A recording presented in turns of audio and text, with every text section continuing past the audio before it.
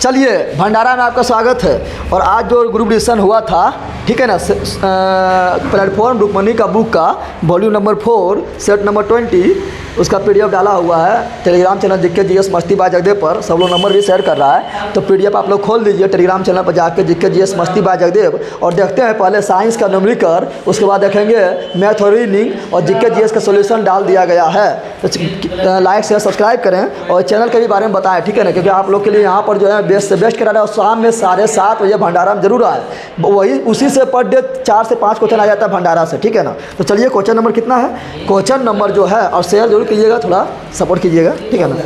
14 ना, तो 14 number question देखो। 14 नंबर क्वेश्चन बोल रहा है Q बराबर, ठीक है ना, यानी 14 नंबर बराबर क्या बोल रहा है क्या, पृथ्वी से कितनी ऊंचाई पर 1 किलोग्राम द्रव्यमान वाली वस्तु की स्थितिज ऊर्जा 1 जूल होगी। स्थितिज ऊर्जा बराबर सूत्र होता है mgh, और इसके बराबर बोल रहा है 1 होना चाहिए। बोल रहा है द्रव्यमान कितना है, 1 कितना है, g का मान कितना होता है 9.8। अब बोल रहा है 1 होना चाहिए, कितना होना चाहिए, तो 1 कब होगा, जब 1/9.8 से गुना करेंगे तब ना कट के 1 आएगा, तब ना आएगा 1। यानी h के मान कितना हो गया, h के मान हो गया 1/9.8। इसको सोल्व करेंगे, दशमलव वैल्यू पर क्या होगा 10, क्या होगा, और नीचे 98। जब सोल्व करेंगे तो 0.1 कितना है 0.102 आंसर। समझ आया कि नहीं, समझ आया आप लोग को, तो एक बार ठोक दीजिए, ठीक है ना। सुनिए सर, वो 98 कटना जाएगा, हाँ तो काटना था 9.8 गुना कौन सी है 1.98, ठीक है ना। तो एच के मान कौन सी रखा है, एच का मान पूछ रहा है, कट तो जाएगा, ठीक है। तो एच के मान कौन सी रखे, जब 1 आया तो एच के मान रखे तो 1.9, तो एच ने मान पूछ रहा है, तो एच ने मान निकाला, तो इसका सोल्व करो, मान निकालो, समझा। 1 तो आएगा सही है, 1 तो हमको लाना है, लेकिन एच के मान पूछ रहा है। चलिए अगला क्वेश्चन कितना है, क्वेश्चन नंबर 17।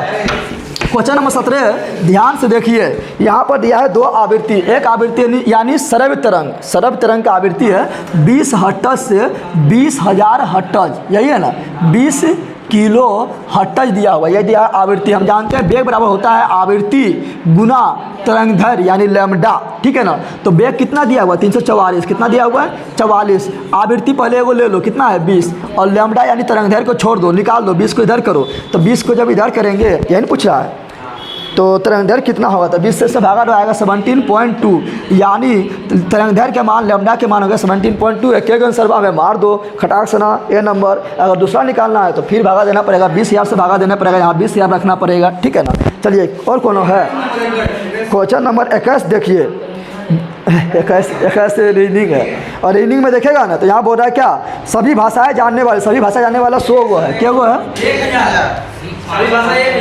अब 100 है, तो बीचा में जो है वह सब भाषा जाना पड़े। सभी भाषाएं में तो कौन चीज़ है, बोलो तो सब भाषा जाना पड़े।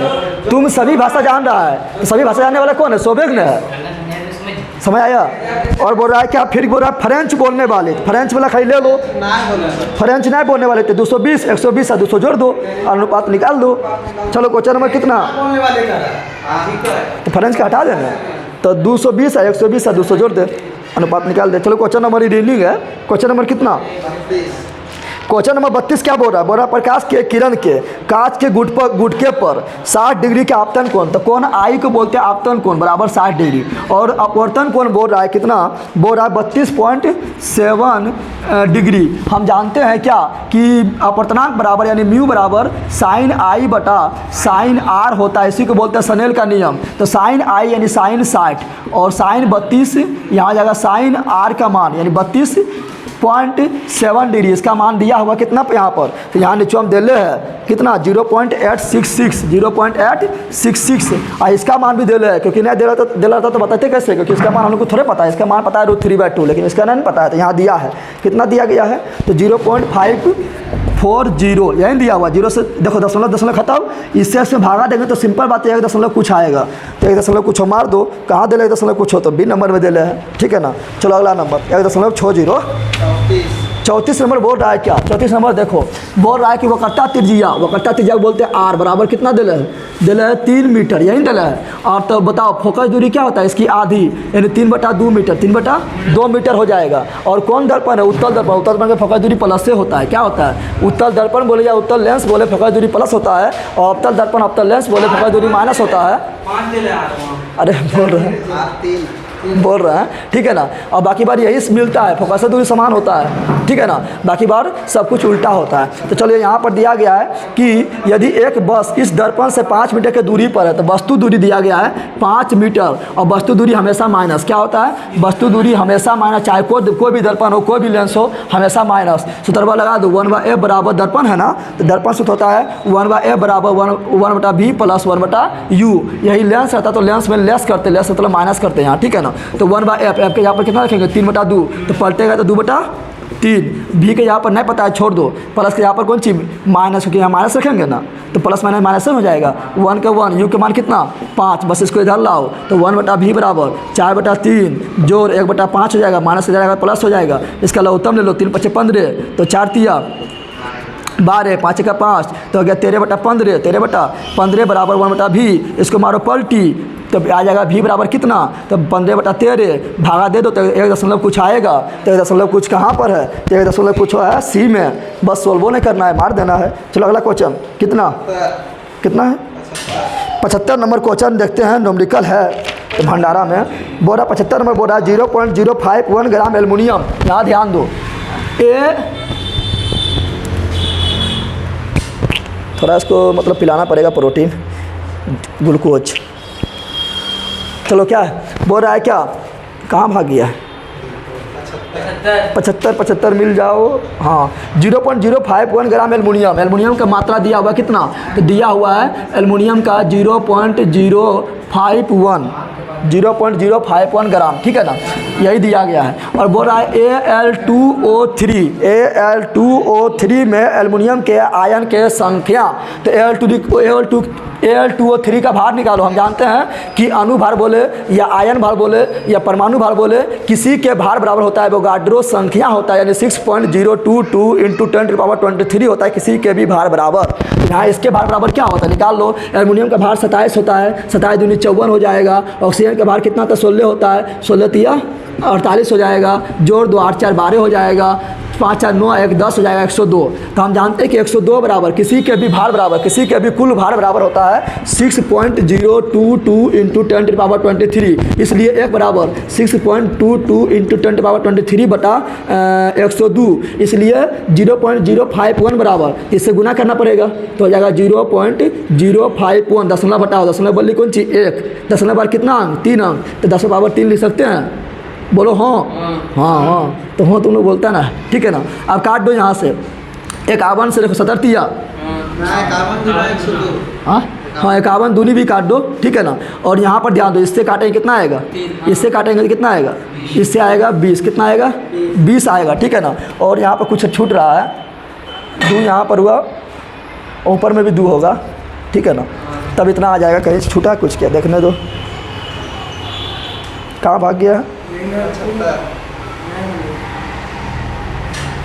पॉइंट के बाद है ना 10⁻20 आ गया ना, 3 से कटेगा 10⁻20, ये 2 कटेगा, ऊपर में कहीं 2 और है, कहीं छूट रहा है, कहाँ छोड़, तो रुको तो देखते हैं। करो यहाँ पर देखो, यहाँ पर है 0.0551 नहीं है, कितना है 57, कितना है 57 लेंगे तो देखो आ जाएगा। 19 से काटो, 19 तिया 57 और 19 छक्का दोतल से 19 छक्का, हाँ 19 का 19 95 1914 से ना, कुछ मिस्टेक किया हुआ है, 10⁻20 देख के मार देना है, ठीक है ना। कुछ इसमें मिस्टेक है, 10⁻20 देख के मार देना है, ठीक है ना। ऐसे नीचे 2 बच रहा है, यहाँ 51 तो कितना बच रहा है 2 बच रहा है, ठीक है। चलो अगला क्वेश्चन क्या है 93। ऐसे देखिए उस ऑप्शन में 10⁻20 दिया हुआ है। 93 नंबर क्या है, 93 नंबर है 1 किग्रा जल का तापमान 30 डिग्री से बढ़कर 80 डिग्री हो करने के लिए आवश्यक ऊष्मा क्या है। हम लोग जानते हैं कि ऊष्मा बराबर Q बराबर m s डेल थीटा होता है। डेल मतलब तापमान में अंतर, थीटा मतलब तापमान में अंतर, क्यू मतलब उष्मा, एम मतलब द्रव्यमान, एस मतलब विशिष्ट उष्माधारिता और डेल थीटा मतलब तापमान में अंतर, ठीक है ना। तो क्यू का मान निकालना है, एम का मान 1 kg दिया हुआ है और जल का विशिष्ट उष्माधारिता 1 होता है। कितना होता है? 1 होता है। बर्फ का उसका आधा होता है, ठीक है ना, याद रखिएगा। तो इसका जाएगा 1। विशिष्ट उष्माधारिता जल का कितना होता है? 1 होता है और सबसे अधिक विशिष्ट उष्मा जो है जल का ही होता है, ठीक है ना। हाइड्रोजन रहेगा तो हाइड्रोजन मानना है, लेकिन जले रहेगा ऑप्शन में, ठीक है ना। और डेल थीटा यानी कितना तापमान में अंतर है, तो पहले था 30, हो गया 80, 50 के अंतर। कितना हो गया? 50 के अंतर। तो क्यू बराबर हो गया 50 जूल। कितना होगा? 50 जूल। चलो अगला क्वेश्चन। हाँ, किलो कैलोरी होगा, जहाँ किग्रा है तो किलो कैलोरी, ये केजी में है तो किलो कैलोरी, ठीक है ना। जूल में है तो यहाँ पर इसका साई मात्रा सीजीएस मात्रा क्या था? कैलोरी होता है, तो कैलोरी लिखा हुआ है, ठीक है। चलो ये हो गया है। मैथ मोनू जी बता रहे हैं और रीजनिंग, ठीक है ना। तो देखते रहिए और जुड़े रहिए, ठीक है ना। चलो बताओ मोनू। पहले क्वेश्चन नंबर 1 देखेंगे। इसमें जो है आंसर गलत दे दिया था, जिसके कारण कुछ लोग परेशान हो रहा था कि सभी इमारतें चौक है। सभी इमारत जो है चौक है, सभी इमारत चौक है। उसके बाद बोल रहा है सभी बोर्ड चौक है, तो बोर्ड जो है यहाँ पे आएगा। सभी बोर्ड चौक है, यहाँ बोर्ड आ जाएगा। बोर्ड को बी से लिख देते हैं, ठीक है। अब बोल रहा है कि कुछ इमारत बोर्ड है, कुछ इमारत बोर्ड है। ये तो कन्फर्म नहीं है कि बोर्ड इसके अंदर ही आएगा, इसलिए पहला गलत होगा। और दूसरा बोल रहा है कि कुछ चौक बोर्ड है, तो कुछ चौक जो है बोर्ड है, ये सही है। तो इसका आंसर हुआ केवल निष्कर्ष 2 अनुसरण करता है। लेकिन यहाँ पे आंसर गलत दे दिया था कि दोनों उपयुक्त है। पीछे इसका आंसर सही दिया कि केवल निष्कर्ष 2 इसका पालन करता है। अगला क्वेश्चन 21 नंबर क्वेश्चन, ठीक। 21 उससे पहले है किसी का? हाँ है। बोलो जल्दी। 21 नंबर।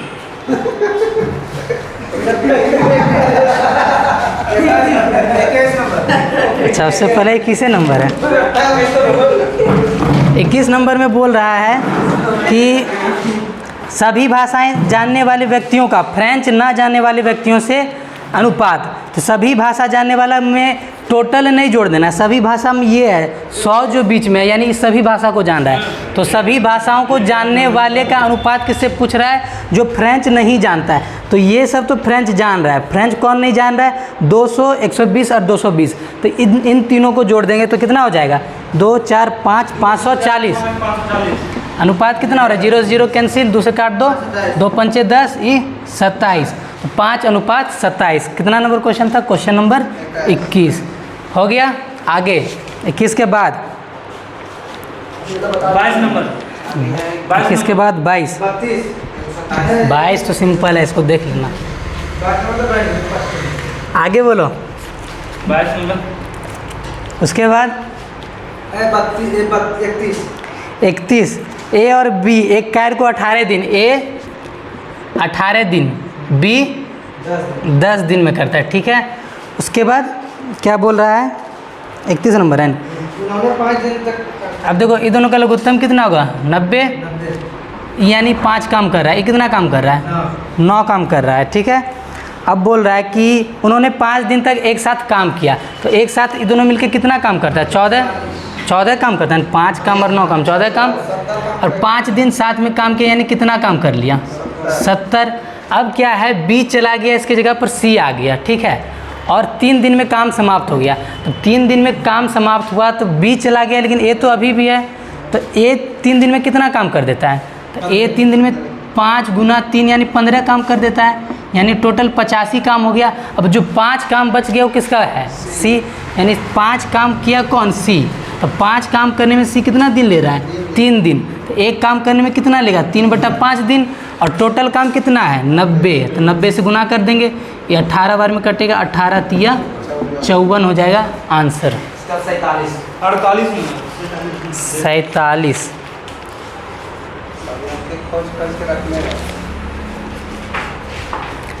तो ऐसा सवाल जब भी रहता है तो पहले क्या करना है कि 9, 12, 15, 20, 24 और 72 का एलसीएम लेंगे, ठीक। तो एलसीएम लेंगे तो 72 गुना 5 यानी 360 आएगा एलसीएम, ठीक। कितना नंबर क्वेश्चन है? 47। तो एलसीएम पहले ले लेंगे तो आएगा 360। अब 9 अंकों की 4 अंकों की सबसे बड़ी संख्या क्या होगा? 9 9 9 9, यही होगा ना। इसमें पहले क्या करना है, 36 से भागा दे देंगे, ठीक। सर 3 जोड़ देंगे। अभी नहीं, पहले भागा करेंगे। भागा करने का जो शेषफल आएगा ना, उसको 999 में घटा देंगे। तो हम लोग के पास जो संख्या आएगा वो क्या आएगा पता है? 360 से विभाजित होने वाली 4 अंकों की सबसे बड़ी संख्या आ जाएगा। तो जो भी आएगा उसमें लास्ट में 3 जोड़ देंगे। यहाँ पे जो भी शेषफल आएगा इसमें शेषफल घटा देंगे, ठीक ना। शेषफल घटा देंगे, जो संख्या आएगा उसमें 3 जोड़ देंगे। 3 जोड़ देंगे तो आ जाएगा वो अंक जो कि 360 से भागा देने पर 3 शेषफल बचता है। अभी शेषफल घटाने के बाद कौन संख्या आएगा? जो कि 360 से पूरी तरह से विभाजित है, उसमें क्या करेंगे? 3 जोड़ देंगे, तो वो संख्या आ जाएगा जिसमें भागा करेंगे 360 से, तो 3 शेषफल बचेगा। फिर उस संख्या का अंकों का योग बोल रहा है, तो आंसर आएगा 21। इसको सॉल्व कर लेना, सॉल्व करने में ज़्यादा प्रॉब्लम होगा नहीं। 49 बोला 6 सेंटीमीटर भुजा वाले समषष्ठभुज का क्षेत्रफल कितना होगा? तो समषष्ठभुज का क्षेत्रफल क्या होगा जानता है? ये होता है √3/4 इंटू भुजा स्क्वायर, समबाहु त्रिभुज का। इसी में 6 गुना कर देंगे तो हो जाएगा समषष्ठभुज का क्षेत्रफल। अब सॉल्व हो जाएगा ना। ए का वैल्यू दिया हुआ है कितना? 6, खाली 6 रख देंगे, आ जाएगा।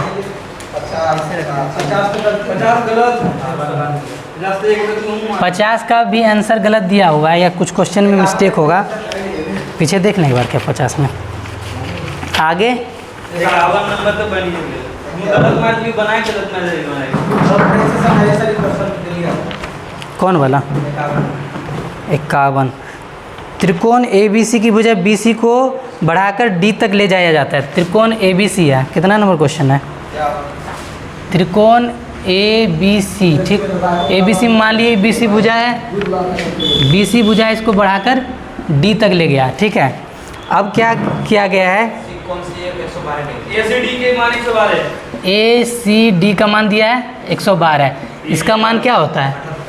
विपरीत, ये दोनों भुजा का योग जो होता है वही 112 होगा। ये दोनों का विपरीत में जो भुजा है, दोनों का योगफल बराबर 112 होगा। अब क्या बोल रहा है कि कहाँ गया? कोण B बराबर है 3/4 कोण A।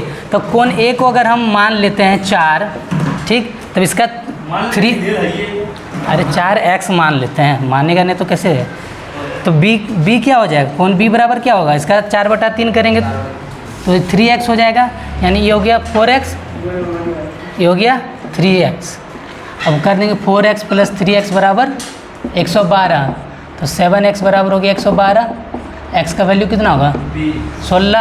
अब B का मान पूछ रहा था, तो 3 × 16 यानी 48 हो जाएगा इसका आंसर, ठीक है। आगे 63 में थोड़ा कन्फ्यूजन है। आगे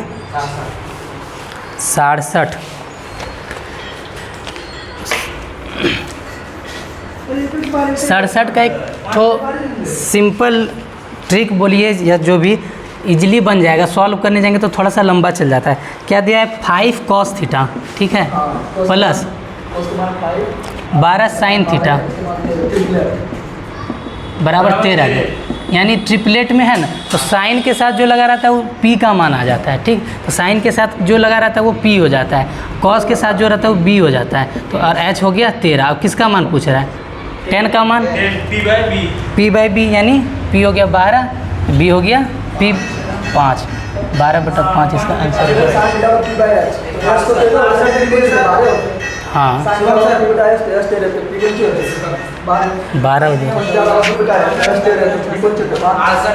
आगे 68 समझ में लो।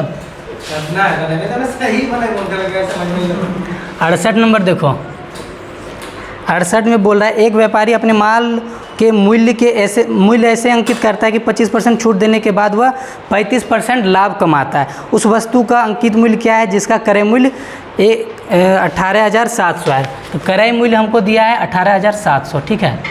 अब इस पर ये लाभ कितना कमा रहा है? 35%, यानी इसको बेचा होगा कितना पर? 135/100 पर बेचा होगा, ठीक है। अब ये विक्रय मूल्य पर कितना, मतलब विक्रय मूल्य क्या है? अंकित मूल्य पर 25% छूट देने के बाद प्राप्त होता है। तो अंकित मूल्य पर 25% छूट देने के बाद यानी अंकित मूल्य का ही 75% है न, तो उसका 100% निकाल देंगे। 100 से 100 कैंसिल हो जाएगा, इसको अब सॉल्व कर देगा तो आंसर आ जाएगा। फिर एक बार समझा दें, एक क्रय मूल्य था, यहाँ से विक्रय मूल्य निकाल लिया। अब विक्रय मूल्य पर जो है ये क्या है, 25% छूट दिया था, 25% छूट दिया था यानी 75% है। 75% है तो 100 का मान निकाल देंगे। अब यहाँ सिर्फ कैलकुलेशन कर लेगा तो आंसर आ जाएगा। 75 इसलिए नीचे दिए, तो यहाँ से क्या आ जाएगा हम लोग का विक्रय मूल्य आएगा, जो भी आएगा विक्रय मूल्य। अब विक्रय मूल्य कब प्राप्त हो रहा है, जब हम उस पर 25% का छूट देते हैं। कोई भी संख्या पर 25% का छूट दिए यानी वो संख्या क्या है, 75% है ना। 100 है, 100 पर 25% का छूट देंगे तो 75 बचता है, यानी ये जो आंसर हम लोग का आएगा वो 75% बचेगा। और 100% निकाल देंगे तो निकल जाएगा पूरा का मान। सर 87 नंबर देखिए सर। ये ना छोड़ दीजिए। 90 नंबर 87 87 से पहले 90 और कोई है बीच में?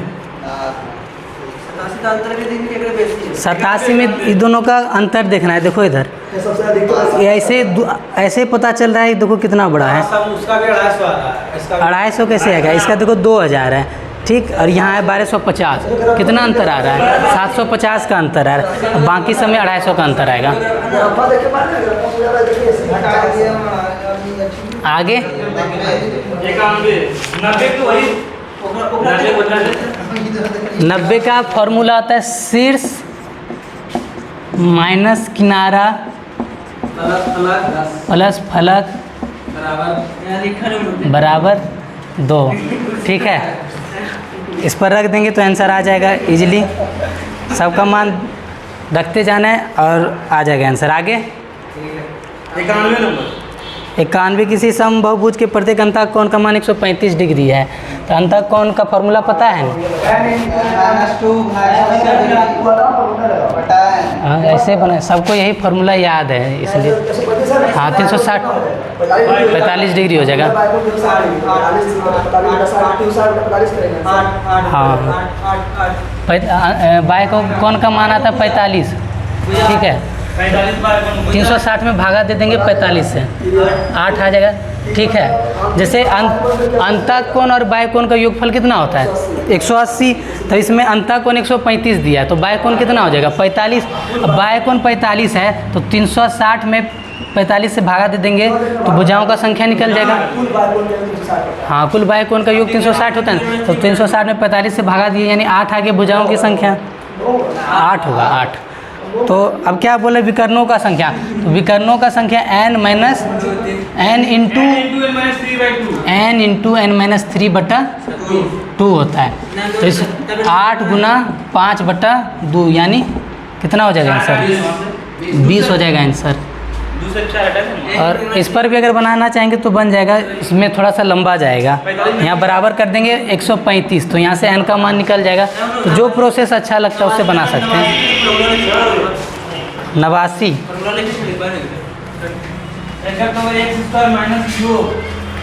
इसमें क्या बोल रहा है, मूलों का योग 4 और गुणनफल 5 है। तो मूलों का योग बराबर क्या होता है अल्फा प्लस बीटा बराबर क्या होता है माइनस बी बाई ए, यही बनाना है।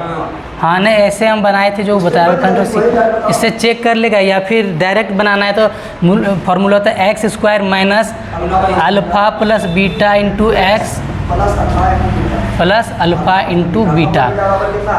इस पे रखेगा तो डायरेक्ट आ जाएगा। और अल्फ़ा प्लस बीटा यानी शून्यकों का योग भी दिया, गुणनफल दिया, डायरेक्ट समीकरण आ जाएगा। नहीं तो यहाँ से जो है चेक कर लेगा कि किसमें जो है हम लोग का सेटिस्फाई कर जाता है। आगे ख़त्म हो गया।